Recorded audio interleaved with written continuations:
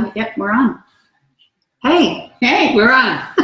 I'm Michelle Plazik with Remax Realty Advantage, and this is... I'm Kim Malden with Remax Realty Advantage. We're both realtors here in San Antonio, and we do these live videos every Wednesday at 12:30 just to kind of answer some questions that y'all might have about real estate. And today we are sitting in the most beautiful model home, Imagine Homes at Monteverde. This home is, as you can see from the background, is absolutely gorgeous. It is. It is. We're batty for this house. Yeah. We're batty for a lot of things, especially real estate. Yeah, definitely. And today we're here to talk about, one of the questions that we got was just do some fun things about superstitions in real estate and superstitions just in general. So what do you think? What's some of the ones that we looked up and saw? Well, I'm just going to go with wearing a hat inside. It's probably not a superstition, but it's bad manners. So there you go.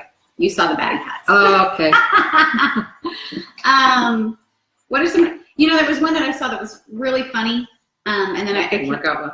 Oh, and we came across an article that was like 13 house superstitions as well. One that's I think we should clarify that we're talking about superstitions, but there's also some really interesting cultural traditions and religious beliefs that are not superstitions at all, and we don't want to equate those together, but they're interesting. They're really interesting. So we wanted to share some of those too.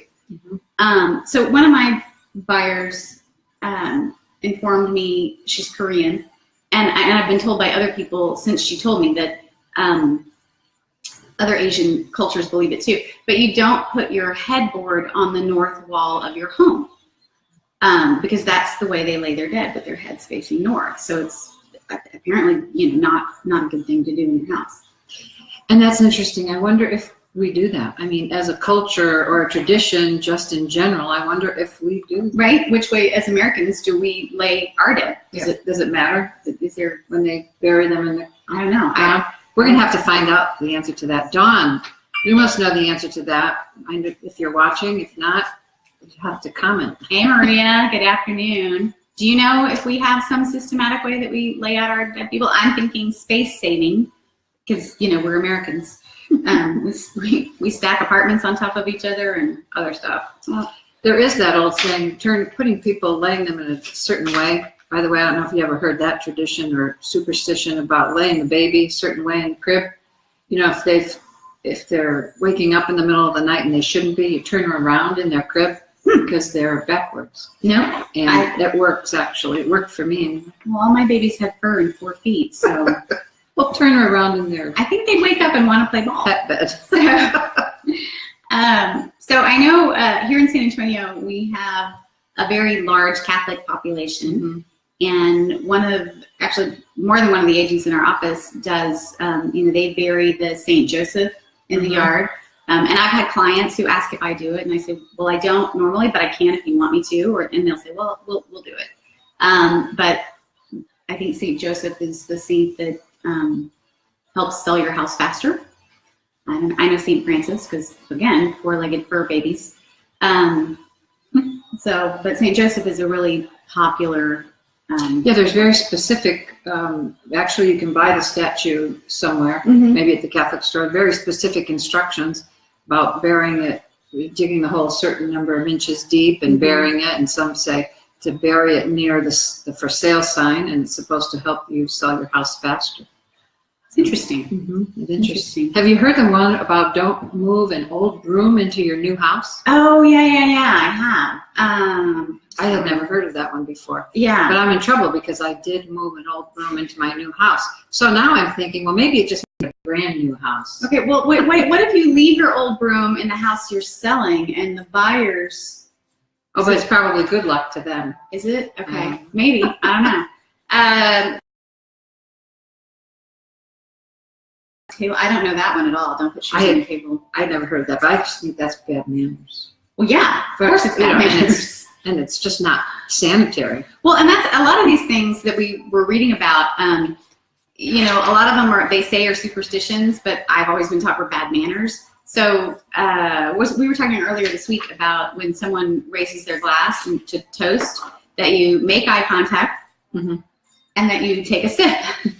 Because toast with these. either one of those, there we go, chin chin.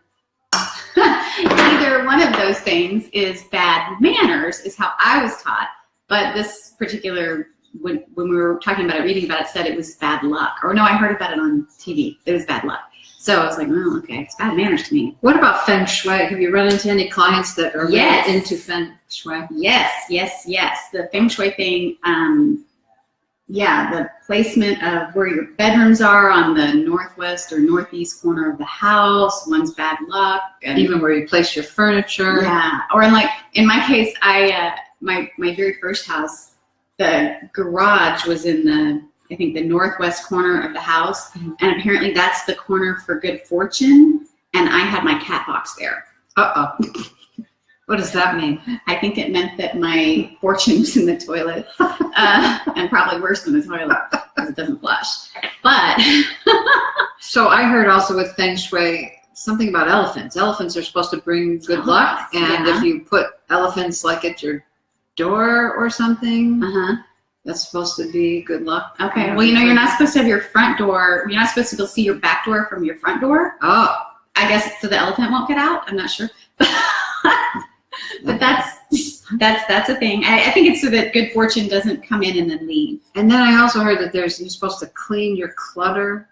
Well, that's just common sense. Common sense, right? I mean, that's what I was thinking. And whether you're selling or not, keeping your stove burners clean. I mean, these are all things that I've read about feng shui, but that's just common sense. Yeah, that's common sense. I had one buyer that every house we walked into, she said, "Did anybody die here?" Yeah. And I'm like, unless it was a violent crime that's listed on their disclosure, I don't know. But I mean, I think anytime if you're looking for a fixer-upper and you're looking at historic homes, maybe if it was built in like 1946, you can probably assume that there's a possibility that somebody died in that house. I mean, I want to die in my house. I don't want to die in a hospital somewhere. I want to go home and be comfortable and at peace before I move on. So, but that really bothers some people. It really does. It really, really does. And then, of course, if it was some kind of crazy, violent axe murder scene, I would want to die too. And that's not really a superstition, but I mean, it's just one of those things. So, have you heard about any clients that are really superstitious about the numbers of the house? Oh, yeah. Yeah, I had a seller that we had to have a certain number in the offer. Like any offer he received. Really? Yeah, he would counter back with, I think it was 87. I was just going to ask if it was number 8, because they say, well, in the Chinese culture, I guess it's the number 8 and number 4 that are very lucky. Well, number 7 is supposed to be. Yeah, that's in, right, it's lucky in Vegas. Las Vegas. Yeah. It's actually God's number too, yes, if you happen to believe in God. It is. His number. And I think I read somewhere that it was an ancient number too. But I thought they all were. I mean, you have 5 fingers, we always have. So, it's kind of ancient. So, anyway, so lots of superstitions and lots of traditions and cultural beliefs, religious beliefs that are out there about real estate in general, and then just common sense stuff. I heard one that I really am a little worried about now, because I probably need to apologize. One of the superstitions it says is never give knives for a housewarming gift. Yeah. Because your friendship will be cut off. I need to apologize to everyone that I have given knives to as a housewarming gift. I thought it was pretty cool. I engraved it with, from your cutting edge realtor, and I got them those expensive knives and a beautiful cutting board. So sorry to everybody. Yeah, if I really do value your friendship. I don't want to cut us off. Right? And I remember being told, I guess ages ago when I got married at the tender age of 23, that you're not supposed to give knives as a wedding gift either. You're never supposed to give knives as a gift.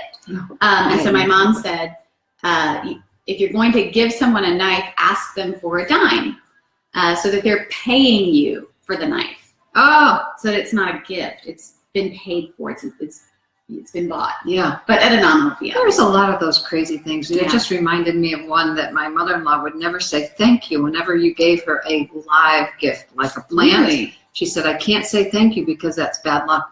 I had never heard of that one before. Does she assume that if you thanked her for it, that meant it would be dead? I don't know. I never asked her why. Isn't that really strange? I just didn't accept anything. All right, so we'd love to know what your superstitions, traditions, cultural beliefs are, religious beliefs.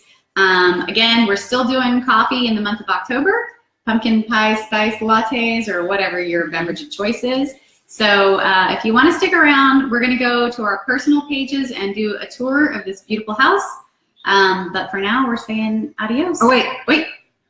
We forgot the best one of all. What? Because Halloween is coming up, this is the best one. If you don't want any ghosts to visit your house, you have to paint your porch blue. Your door and your porch, I think. Well, one of them said the porch because ghosts apparently can't travel over water. And if they see the blue porch, they'll think it's the sea. Yeah, they can't tell the difference between paint and water. So paint your porch and your door blue, okay?